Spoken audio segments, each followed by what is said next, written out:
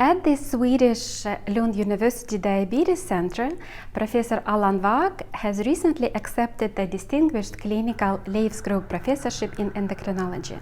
This is very exciting news, and it will strengthen the collaboration between experts in diabetes and obesity from Sweden, Denmark, Norway, and Finland. At the meeting, Allan is also chairing a roundtable discussion and Nordic Alliance Executive Board focusing on exploring ways and paths for future collaborative efforts to studying subsegmentation of diabetes. Dear Allan, thank you very much for participating in the meeting, and I must admit that it is very inspirational to listen about the role of feed and environment in the development of diabetes. So I would like to ask you, how do you think we could use this knowledge in the early prevention and also maybe implementation into the different subclasses of diabetes? Thank you. It's correct that we know today the fetal environment is a significant player in type 2 diabetes and can also contribute to all of the organ defects we have, including complications. There's a good reason to believe that people who develop type 2 diabetes due to a predominant role of an adverse fetal environment may have more severe complications and need more intensive care. Yes, and that brings me also to the next question, because it's so early and fundamental, and we always say that glucose is a guilty one. So what do you think hyperglycemia is causal or a consequence of in diabetes and also progression to complications? Very good question. Hyperglycemia is the definition of type 2 diabetes based on a biomarker. What we don't know is whether we have used the right biomarker here. There are reasons to believe that glucose is not the optimal biomarker to detect the disease complications associated with type 2 diabetes.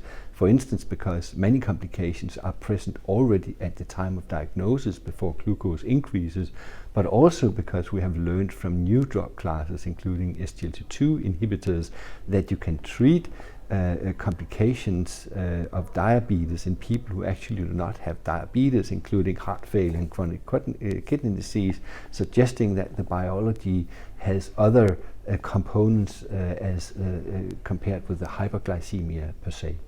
And I would like to ask you, so in your opinion, what do you think should be the next steps for the Nordic community in the next, let's say, 5 years, so that we move closer to the clinical practice, this novel reclassification of diabetes?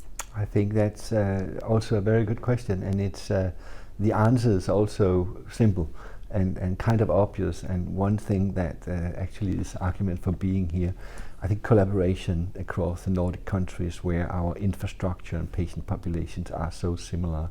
We all know that we need very high numbers to understand clinical trajectories, treatment strategies, etc.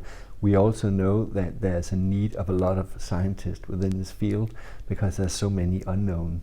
And we know the value of collaborating, for instance, from the genetic consortia.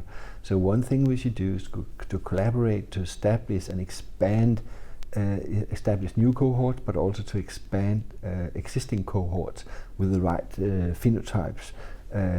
We should consider doing intervention studies along the side of developing these cohorts, and we should very much focus on new opportunities to do deep phenotyping studies to understand the disease subtypes and the disease biology better. So we have reached a lot of knowledge, but there's a long way to go, and the most important thing will be the collaboration. And also on that note, that is one reason why I accepted this very honorful position of being kind of succeeding Leaves Group. I hope I can at least be successful in continuing collaborations within the Nordic countries.